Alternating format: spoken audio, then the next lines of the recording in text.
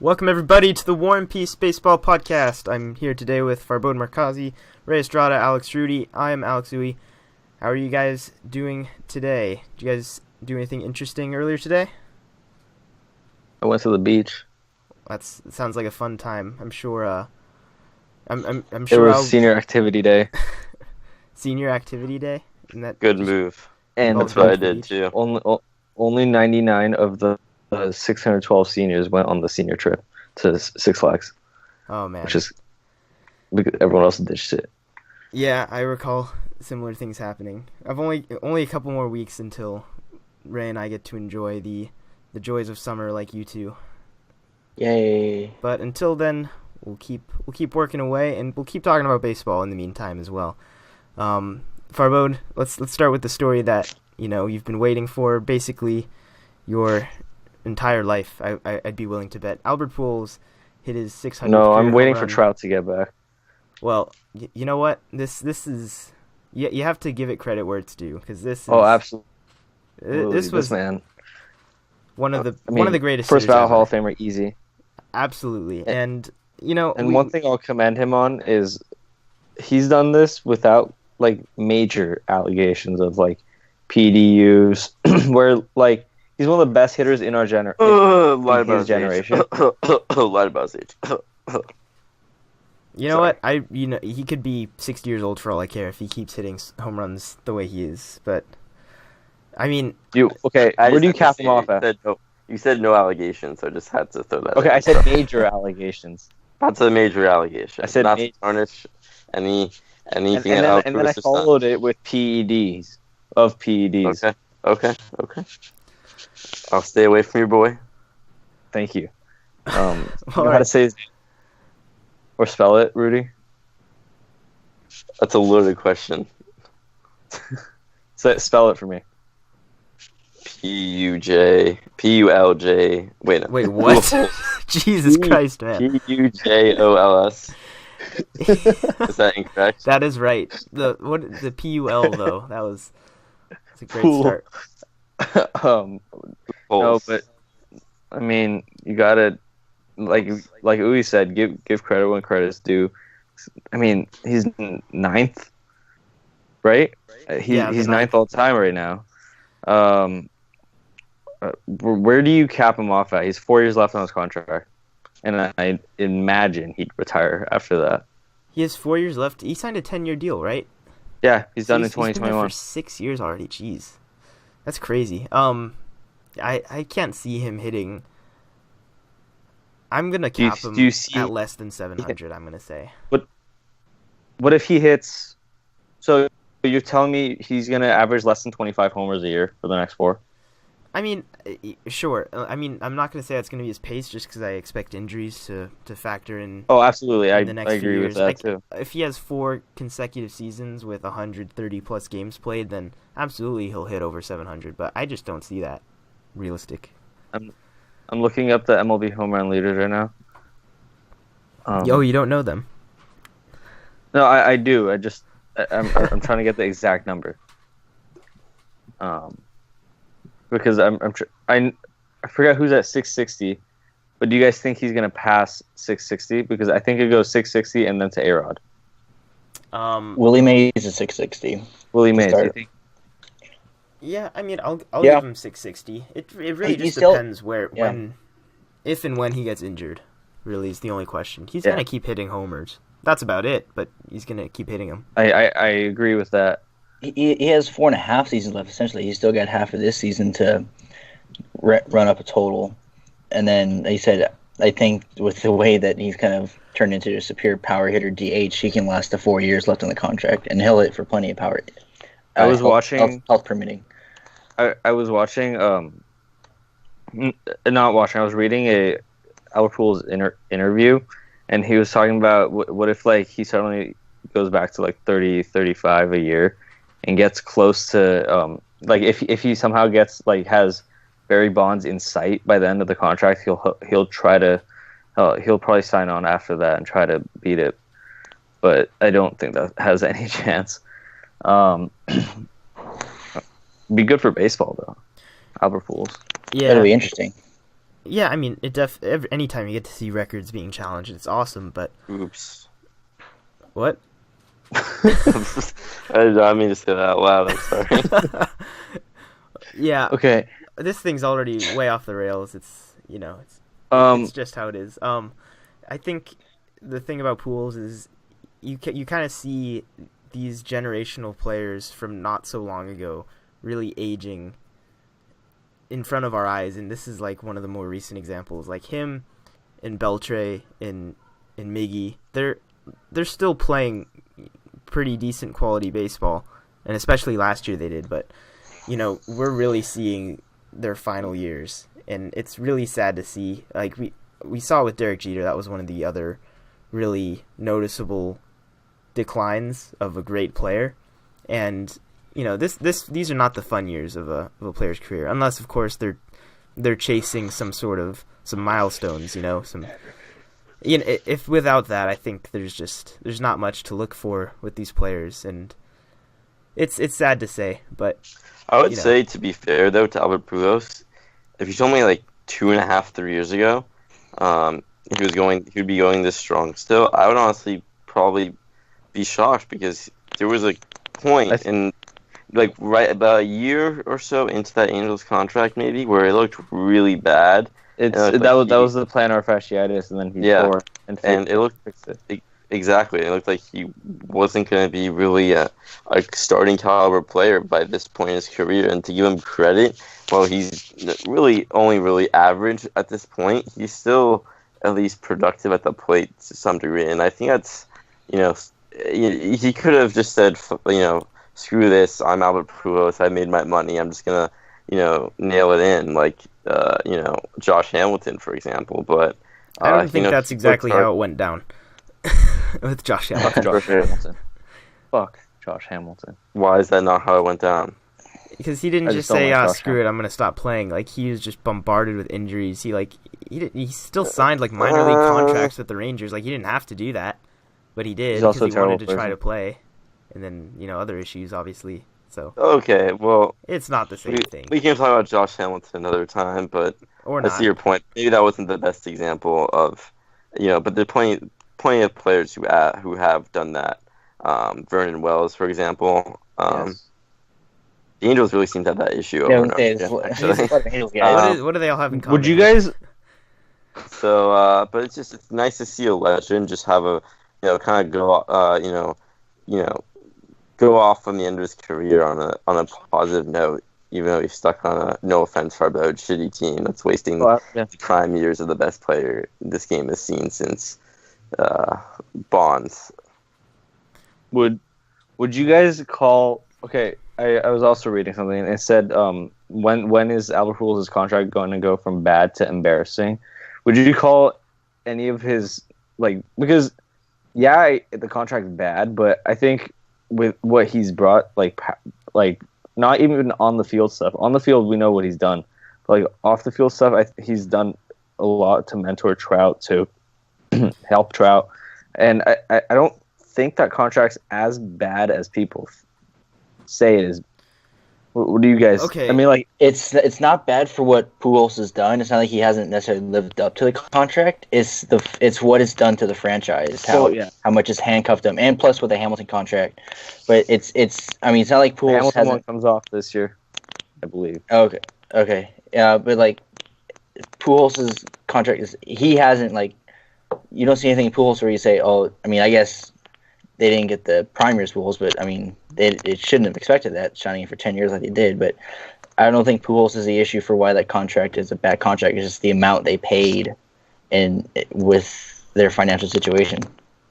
Yeah, and I think the biggest problem with the contract that will make it an inevitable failure in the long run, just they did not have prime Albert Pujols for any years of contention, and that is the biggest problem. I think they signed him the off season before Mike Trout won Rookie of the Year, correct?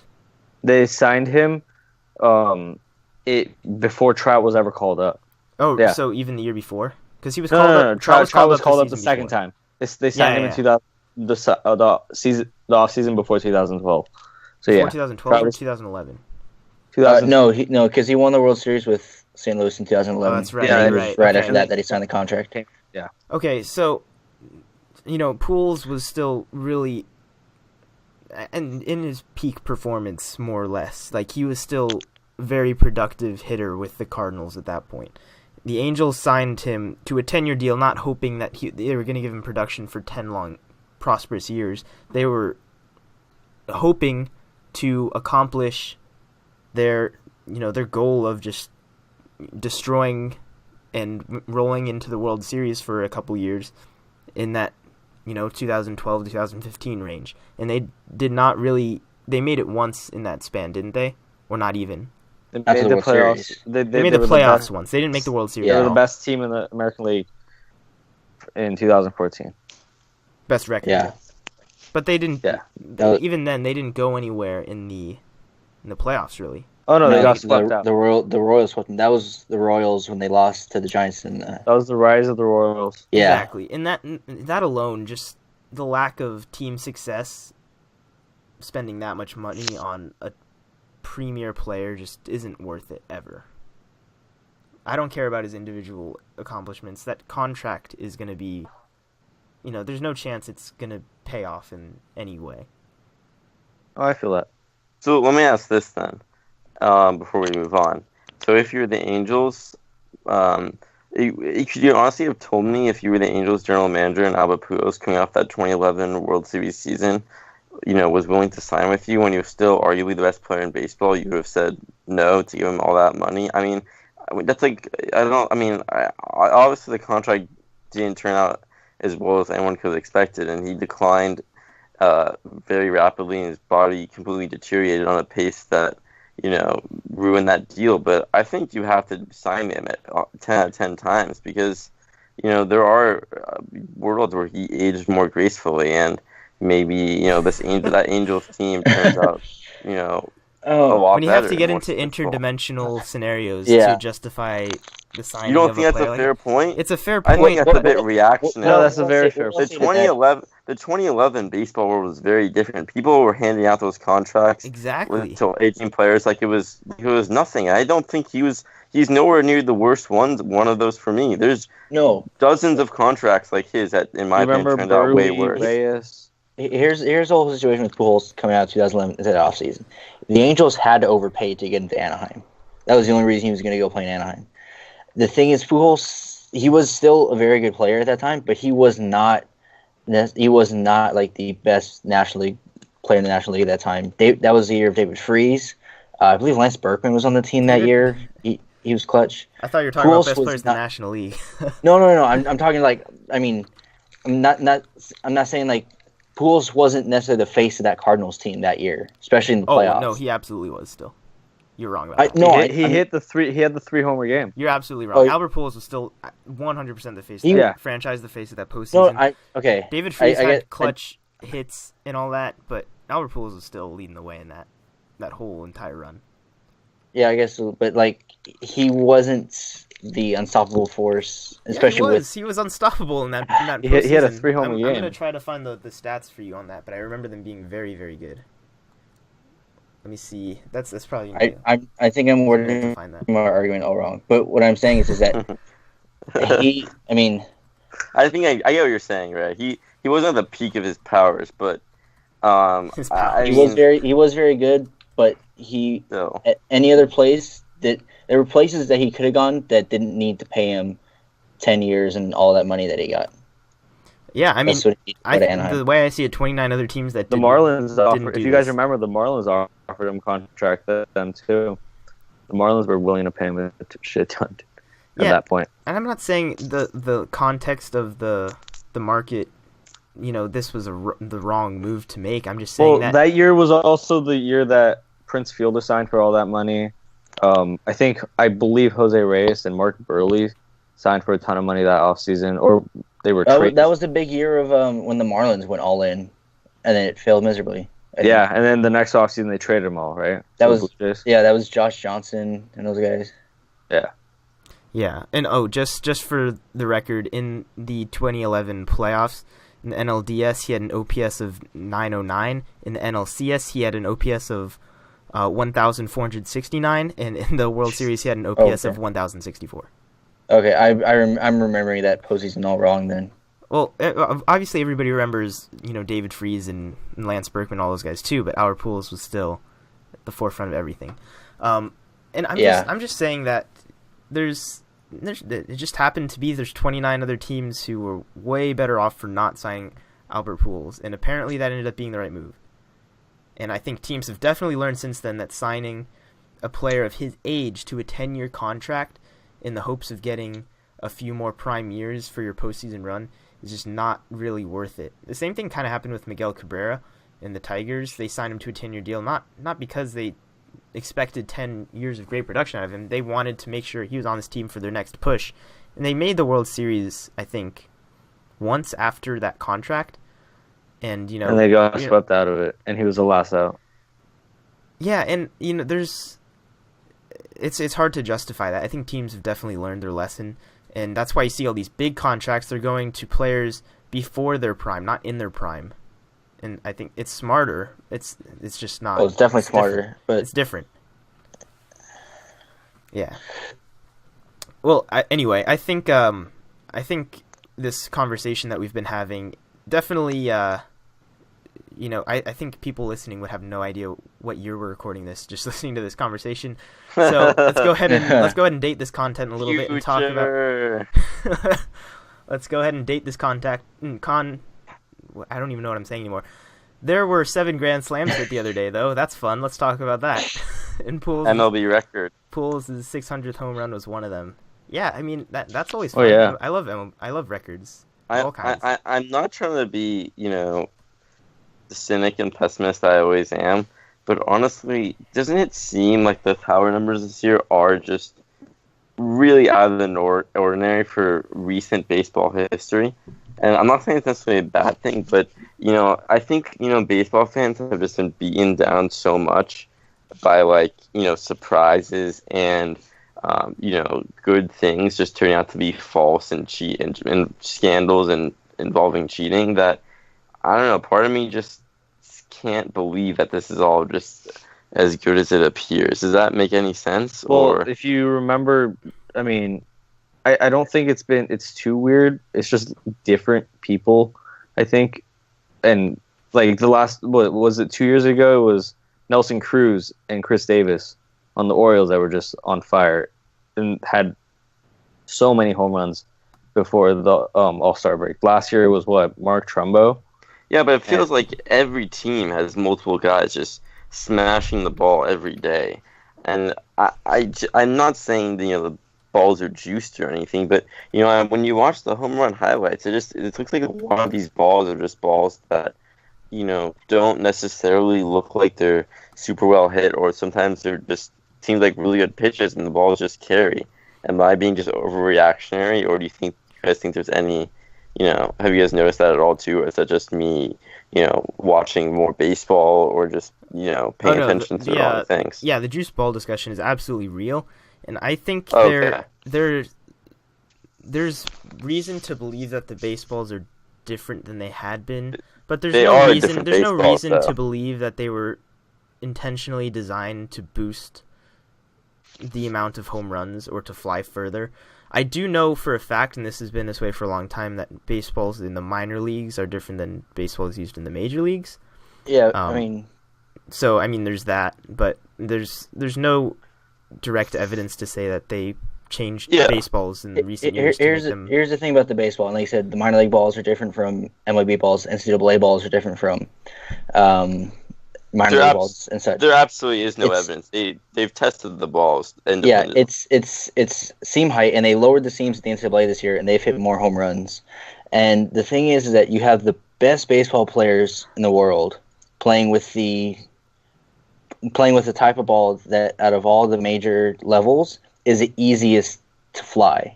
Low seams, more spin, is going to fly further, less drag. So I mean, that combined, that's why you see, and guys are just swinging for the fences, and a lot of guys' swings are tailored to hit home runs nowadays, and I think it's just the nature of the game at this point. Yeah, and you nailed that part on the head. Not necessarily the part about the balls, but transitioning to just the change in the landscape of the game. We've talked about this so many times, and I don't really want to get into the full, power surge discussion again. But I'll throw the number out there. 1999 is probably like the height of the 1999 2000, pretty much the height of the steroid era, right? Would you consider that? Average home runs per game, 1.17, which is the highest it's ever been before that point. Well, last year, 1.16. This year, 1.23 homers per game so far. It's what players are trying to do. It's what players need to do to get paid. There's no argument that this is a fluke. It's definitely, a major culture shift for the sport. Yeah, I kind of add that I feel like, to me, and you guys can tell me if you think this is incorrect, but to me, the perception of the major league kind of general theme, like the past 3 years before this, seemed to be a pitcher-dominated league, at least in my opinion. And now it seems like there's been a shift and to more of an offensively shifted, offensively themed league. And I think baseball certainly may just as well be a secular sport. It's hard to tell because of eras and cheat scandals, but I think there's definitely been a major shift to me in terms of just basic style on the surface level. Well, yeah, it's been an adjustment. I mean, the word you're looking for was cyclical, not secular or whatever. Yeah, cyclical. Secular is not a word. Coming out of like PULJ. Coming out of the steroid era, like not the height of the steroid era, as you said, anyway, but in the mid to late 2000s, that's when we saw pitching really happen. We saw a lot of seemed like there was a lot of no hitters coming right into the 2010s, and now we're seeing a pushback, and that's just the nature of, the game and I think sports in general. So you want to know the strikeout percentage for batters? I'll give you a hint. It's the highest of all time as well. Yeah, I know that at 8.23 right now. 8.23 strikeouts per game on average. I know that Brian Kenny likes to talk about 3 true outcomes: strikeouts, home runs, and walks, and that it's steadily increased over the past 3-4 years, and it has skyrocketed so far this year to almost I saw it a while ago, but I think it's somewhere around a third of all plate appearances result in those 3 outcomes. Yeah, that's smart baseball in my mind. I am personally gonna add I'm an advocate for this style of play because I think it's the smartest approach for hitters, and it's just the best all around. I think I don't know. It's clearly boosted offensive production, so there's no argument against that. So we can go ahead and continue on from the power discussion, and let's talk about one of the best pitchers in our game. We're on a roll with all the records right now. Kershaw reached the 2,000 strikeout plateau on Friday, I believe it was, and obviously Kershaw is the best we've got right now. I think now it's fun with these guys. You just kind of automatically go to the point of comparing them to the all-time greats, and Kershaw's definitely up there. But we can talk about how he's been right now, and what you see from going forward. I think that's what people are most interested in. Obviously, great career for Kershaw already, 2,000 Ks. How many more ahead for him though? Do you see him? Well, yeah, a lot. Yeah. Do you see him getting? When you're talking about all-time records, do you see him hovering anywhere near, doubling that in his career? Ooh, the problem with doubling it is that because he's not an old guy either. No, not at all. But no, he's been in the league for a while though. Yeah, he's already has a lot of wear. He has had injuries, and pitchers are taking time bombs. It would no be matter how.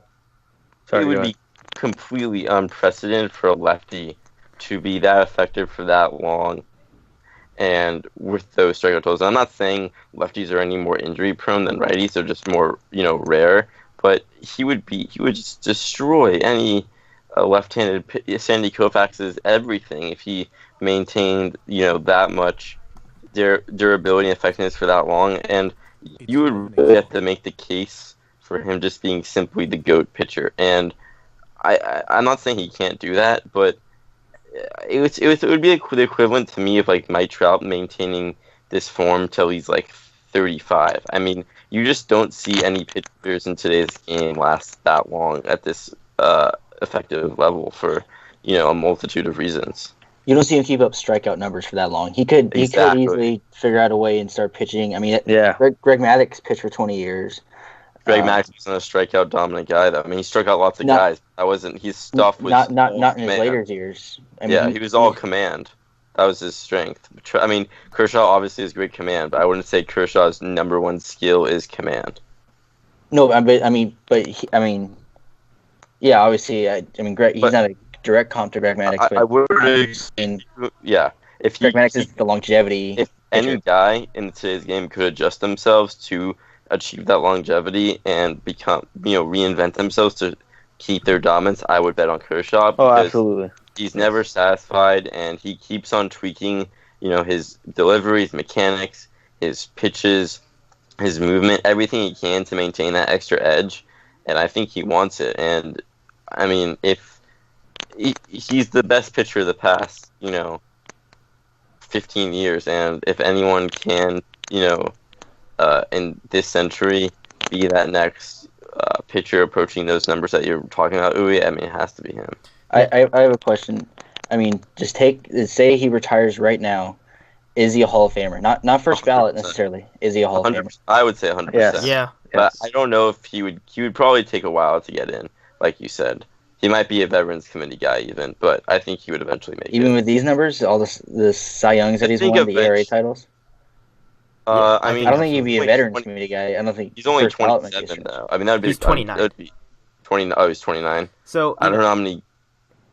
Yeah, I think I kind of it kind of goes back a little ways now, but you were talking about players and pitchers especially nowadays not being able to maintain form, growing older just in this day and age. Well, Kershaw doesn't seem like he's even the standard of this day and age even applies to him because he's just so transcendent of that.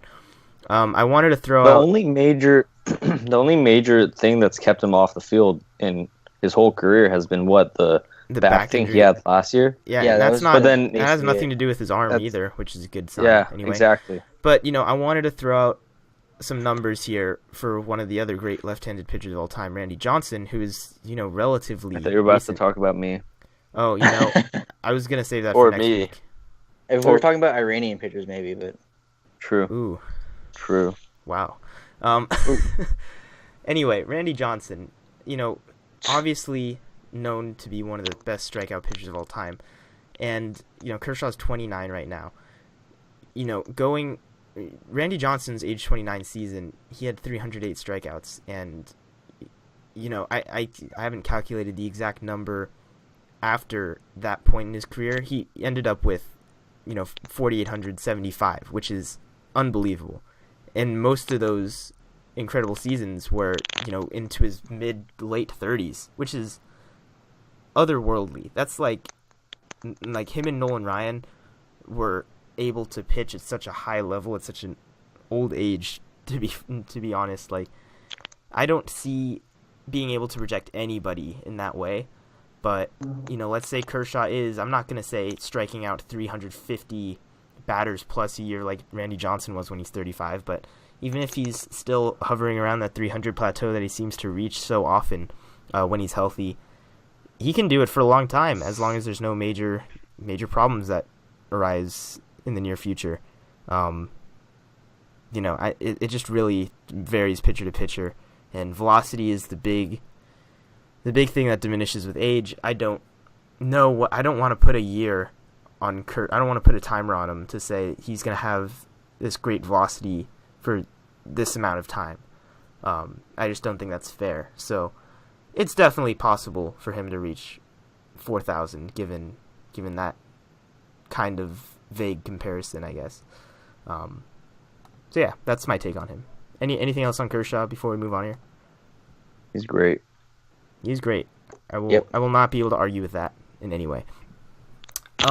Let's talk about a pitcher who is not known for being great, but definitely has had his moments here. Edison Volquez threw a no-hitter on Sunday, Grand Slam Saturday, I guess we can call it now. Volquez no hit. A very good Diamondbacks lineup. It wasn't a very fluky outing. Struck out 10, threw less than 100 pitches, just in sheer dominance. Only walked 2 batters.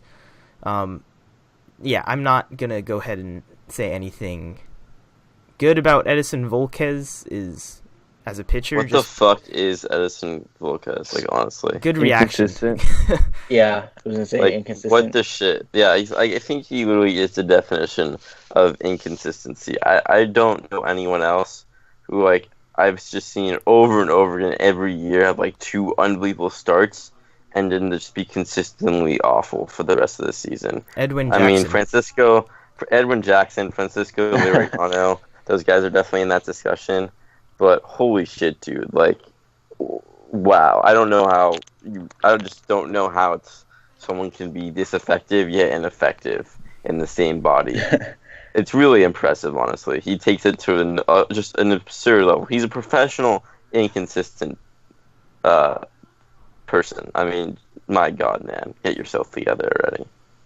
Yeah, I mean, he's gotten it done in the playoffs too, which is, just as impressive. It's bizarre, man.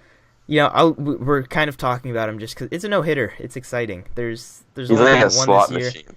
and no-hitters just seem so much more difficult to obtain nowadays. I don't know why. He got hurt on the first play of the game. Yeah, he got trucked. He said after the game he thought he broke his ankle or something on that play. Maybe he should almost break his ankle before every game then. I don't know. That just seems like simple probability to me. But actually though, I'm not going to talk about Volquez in any way that's relevant to like conversations going forward. He's still not, a top pitcher by any means. He's barely a top 100 pitcher, and that's a lot of pitchers ahead of him at that point. So I think it'd be fun to kind of discuss who else we think has a no-no in them this season though, because they're very few and far between at this point. Arrieta was the only one last year, and then 2 years ago you had like everybody throwing no hitters. So I don't even know what. 2 years ago there was a lot. That's what I said. Everybody was throwing 2 years ago, but now, people are just done with that. I think a lot of that has to do with pitch counts. Absolutely. So. Oh yeah. Give me a name that you think will be able to throw a no this year. This is.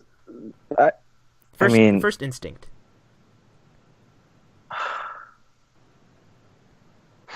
I'm thinking. The other guys can guess too. I'll say Chris Archer. I don't know. You think Chris Archer? I think it's impossible to predict. I don't think there's really. I think it's fun though. I'd say it'd be Scherzer. Ever since perfect game, yeah, Philip Humber. Dallas rated. I always believe it's impossible to predict these things because Randy.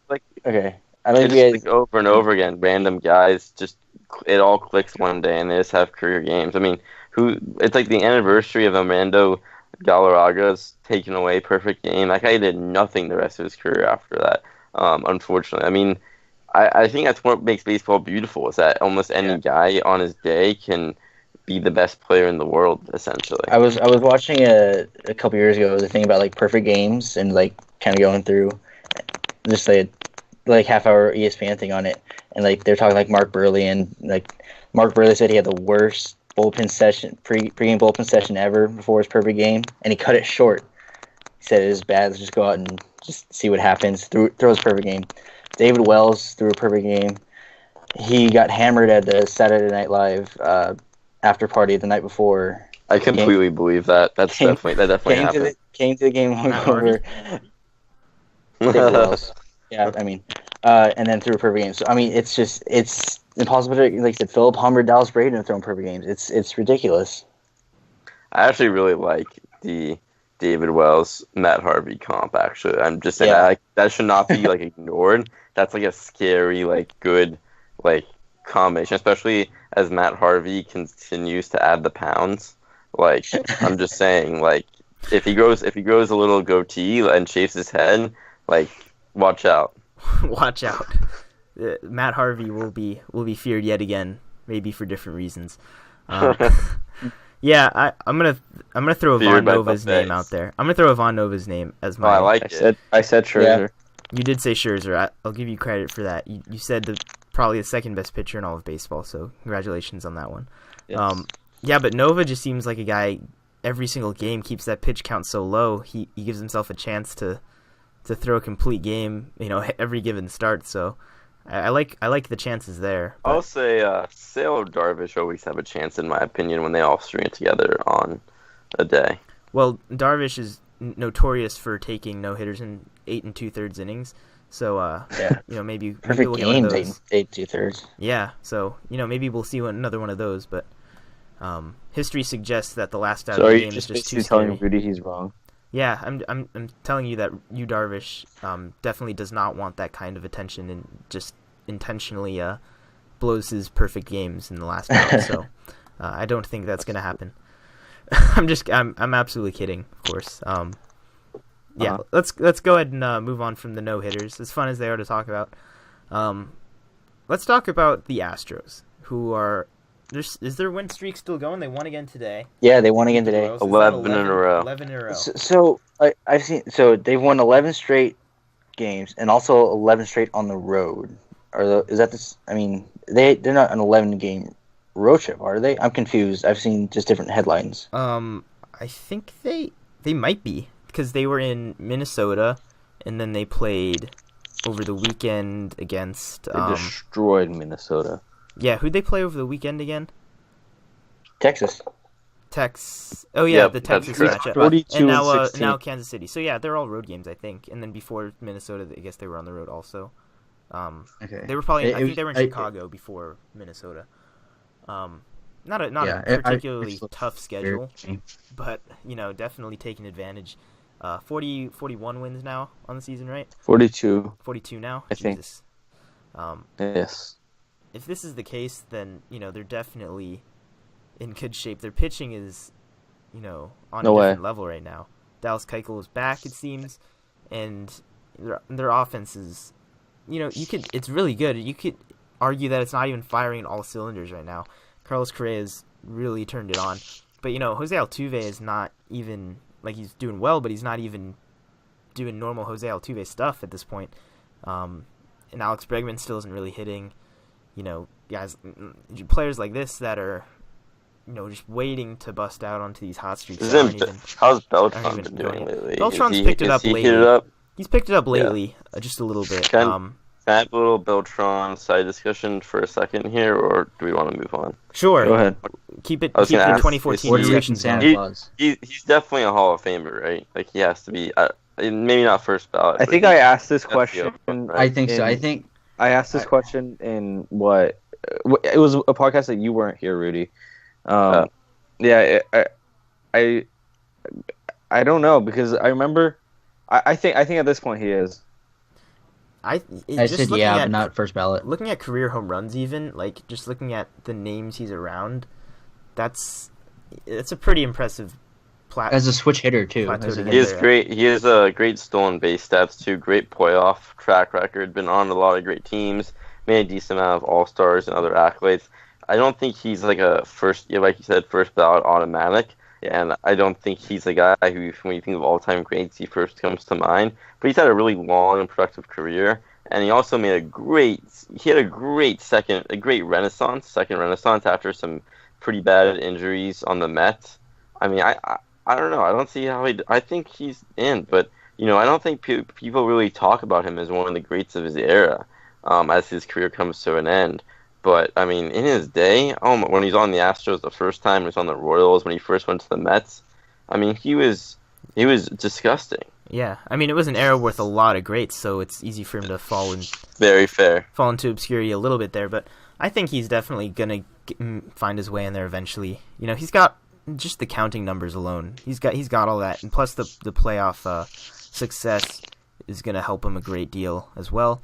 And Yes. I feel like we've had this conversation before. We might have even had it in 70 episodes ago. That's how long this conversation's been relevant, and he's still putting up numbers. So we'll see where he ends up when it's all said and done. Obviously, so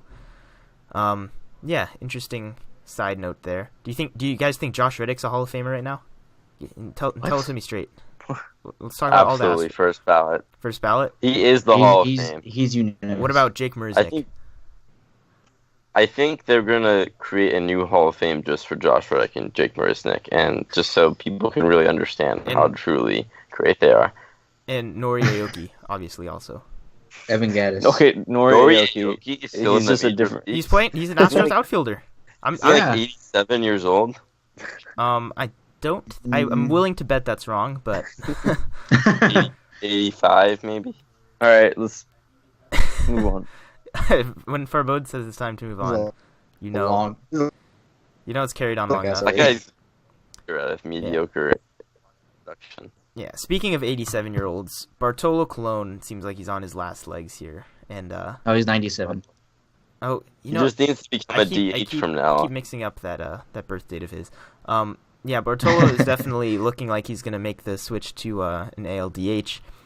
He's given up 7 earned runs in.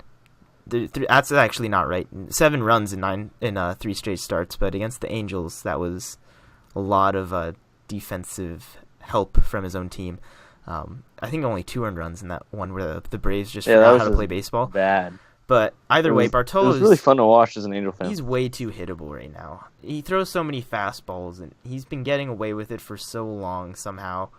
But I think it's so hard to pitch at this level when the opposing team can go out there and say, this is my day to put up 2 or 3 homers and just boost my batting average up, 10 points or so.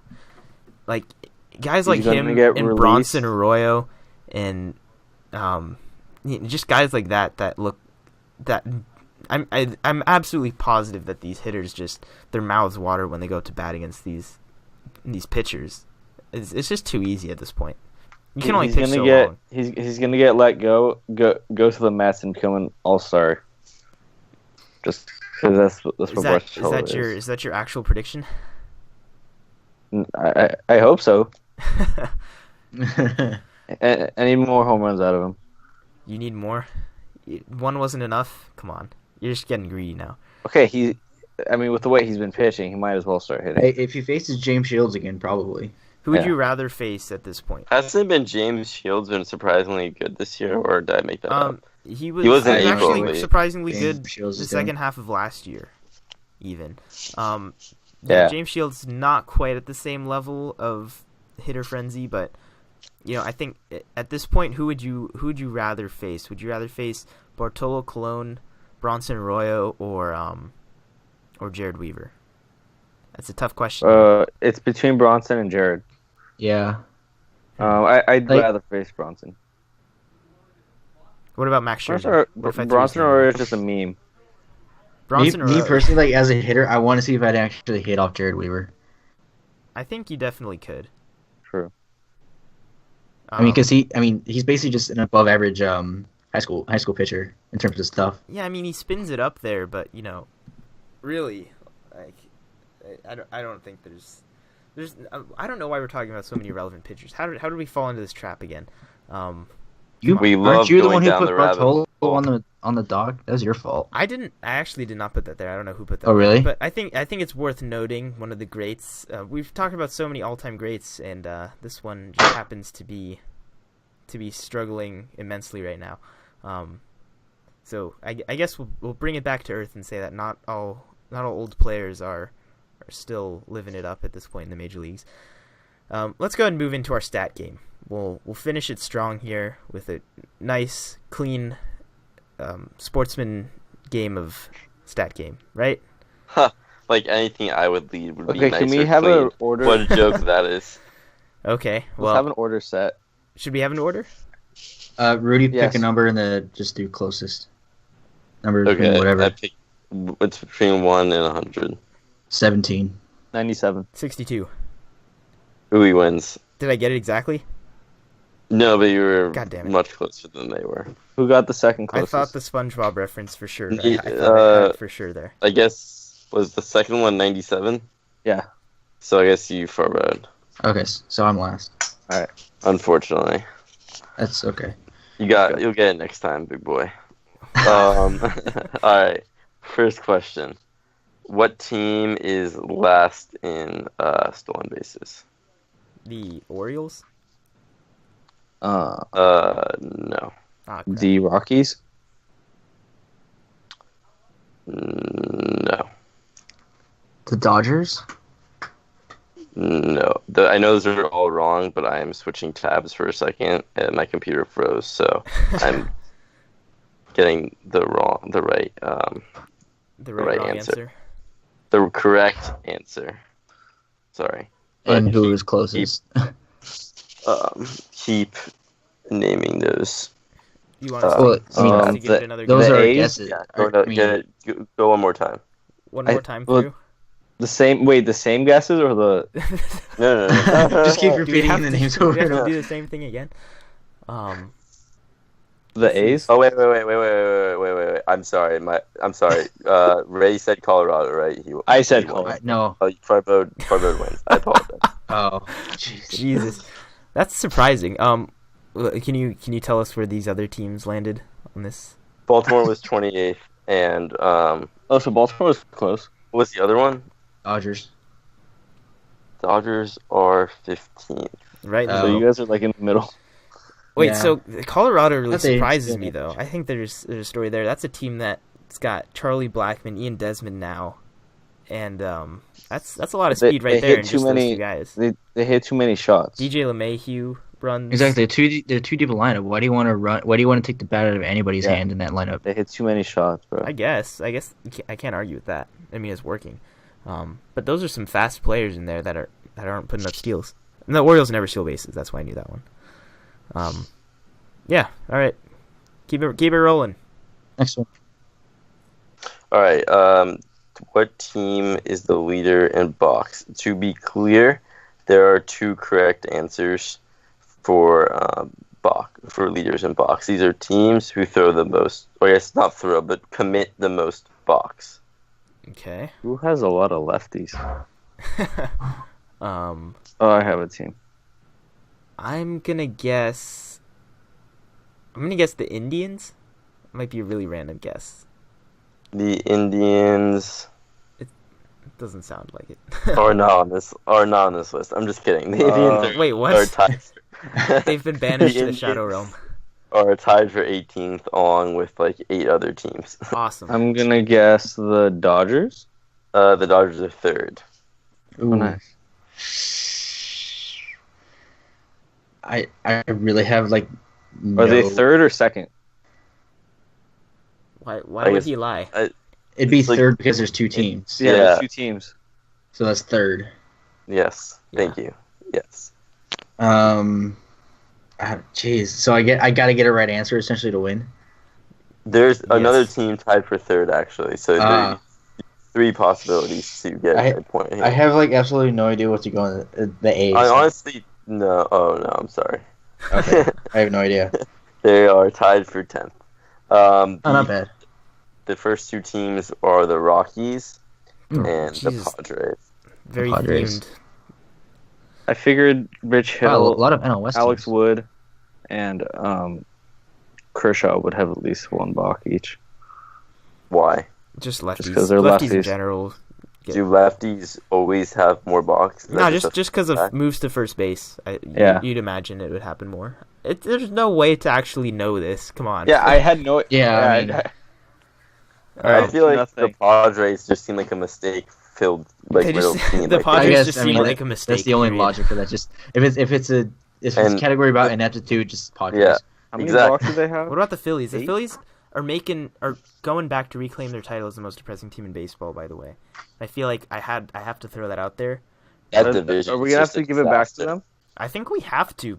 In It's a really 2015, tight I took race. it away from them. It's a really tight That- race between the Padres, the Phillies, and But I don't we even haven't. know. It's just those two teams at No, this point. we haven't officially dubbed another team because if you remember in 2015, I took it away from the Phillies and gave I it to the think Angels. we kind of artificially gave it to the Padres too at some point. Yeah, no, the Padres are just a meme. That's the thing.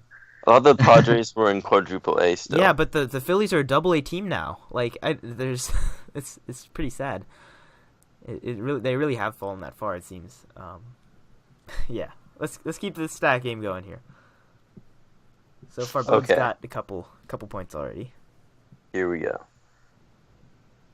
Which pitchers have had the most runners caught stealing? So the most runners have stolen a base and gotten caught while they were throwing? Most or percentage? It is just straight counting them. Okay. That is This is a good catch. Mike? Oh no, I'm not. First. Never mind. Oh, But- now have I'm an thinking. answer. Now I'm thinking of Mike's. I'm gonna be honest with you. Mike is wrong. I'm just gonna help you out there. Do not say Okay. Mike. God damn it! There are no Mikes. There are no. I don't Mikes. think. I don't see a Mike in the top 30, to be honest. That's okay. All right, that's actually very. You made me very rethink my helpful. logic. Thank you. Unless It's very helpful.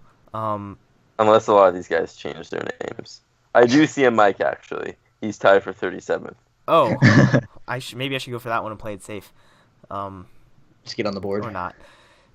I'm gonna say Luis Severino. I don't know. Is he on this list? That is That is all a I'm good trying question. I'm gonna go with another I'm gonna lefty. go with no. Just go ahead and spare me the No, the humiliation. he's not in the top 37. I guess this. Jason list goes Vargas. to- Well, I don't no. You seem insulted by that guess. It's gonna be All-Star Jason Vargas soon enough. You know that, His right? answer, honestly, is it's not that it's easy, but I'm surprised one of you wouldn't just say it for shits. Okay, In a maybe way. Ray will say it. But it's not like a Bartolo for shits. Oh, I thought for sure that was the answer then after you said that. Jared Weaver. No, he's not a meme pitcher. Jared Oh, Weaver okay. doesn't allow base runners. He only allows home runs. Oh, You guys haven't even said anyone on the list, so I don't know. Can we get another guess then? Yeah. Yeah. That's only fair. Place. Right? So. Oh god, so much pressure. It's Kershaw. it's in action. John Lester. John Lester is the correct answer. It is. Ah. Yes. That was a really good Isn't hint. that shocking? No, it was a really Maybe good all hint. he needed was David Ross not to catch him. Well, People, I feel just run on him because they think he's such a shitty pickoff guy, even though he He picked picks someone you off. see, yeah, that was But- historic as well. So you think they would take huge leads and get easily stolen bases, but he's actually had more guys caught stealing on him than stolen a base this year successfully. I thought that was pretty Wow. surprising. Well, yeah, it also helps out Wilson Contreras as your catcher. Yeah. Yeah, So the cannon. I just want to throw it out there that John Lester, I think it was the last 5 or 6 seasons, the probability of him throwing a no-hitter, or a probability of a no-hitter being thrown in baseball was higher than John Lester picking off a runner on any given day. Yeah. Because he didn't have one since 2000. Exactly. I think Yeah. Long that's time. the whole point, is High school, maybe. I don't know. since high school. Come on, we're being Yes. very mean to the guy, but he'll get over it. He got one. He got the ball rolling. It's embarrassing his throws to first base, but It just looks fielding bad. and yeah. I mean, he does know how to step off though, so there's always he that. Proud of him. can look a guy back. Exactly. So yeah, keep it rolling here. Keep the game going. Okay. 0. Which batter has the most triples this season? Is it I feel Charlie like I've seen Blackmon? this somewhere. Was that too easy? Was Yeah. it Charlie Blackmon, right? All right. I have a. It's okay. Yeah. So do we not want to count that if it was that? Was that really easy? I don't know. I feel You can like count. we should get it because I got the point there. He can get the I'll point. let you guys decide. Yeah, I'll give it. He can get the point. 2-0. I didn't know. I will didn't know it play- for sure, but I'll yeah, play- I'm sad this round. I'll play a 6th question then, just to make up for that one, anyways. All right, that's fair. Okay, that works. All right. So, which player is the leader in the number of times the batter tags up and scores on a flyout? So, How do you find these stats? So most times a batter has scored on a sac fly. Most- Yeah. Okay. So I'm guessing a batter. Or It could be a pitcher in the I mean, NL. technically, I mean- it could be a pitcher. So, actually, no, you were wrong. Number of times a batter wait, so is this so? Essentially, The number of times this player scored. This player scored on a sac fly. This player okay. So runner essentially, not. Breaking news: Long Beach State advances to the Super Regional. Hooray! Congratulations. Texas by a score of 2-1. Let me know when they're in Omaha. So they play Cal State Fullerton, best 2 out of 3 this weekend at Blair Field. That'll be a fun one. That'll be really intense. Now back to your regularly scheduled programming. Regularly scheduled. We aren't. We really aren't. We're semi-regular. This is a tough one for me. I don't. Yeah. I have no idea where to start here. Even. I guess. Sack flies. Or Seeger? No, Kevin Kiermaier. God damn it! I'm jumping ahead. Kevin Kiermaier. My bad. How about it? No. Rudy? I'm trying to find him on the list. That could take all day. He ain't there. Altuve? Altuve is nope. I said Corey Seager. Corey Seager is 11th, tied with like 18 other guys. Whoa! So I guess he wins, right? So I get tied this whole game with his bonus. Nori Aoki was also tied with him, in case anyone cared. And and the leaders were Andrew Benintendi and Yadier Molina. Wow, 0% chance I would have guessed Yadier. All right. Okay.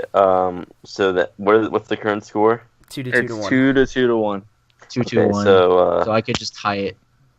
What team has the least double plays so far this year? Like they've grounded into the least double plays, right? I know it's like fielding, like who's defensively fielded the least number of double plays. Oh. I kind of want to say the Braves after seeing them defend, but let's think. That's always a good safe bet. Well, I get first crack here, so I'm gonna say. Thinking of teams, the Cardinals. The Cardinals are 9th. Okay, that's not great. And ninth is bad. You want to be like a larger number, just to be clear. Okay, that's really not good then.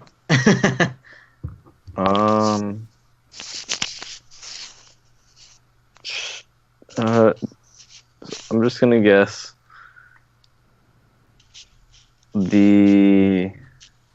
fuck. Come on, you have 21 teams that'll win for you.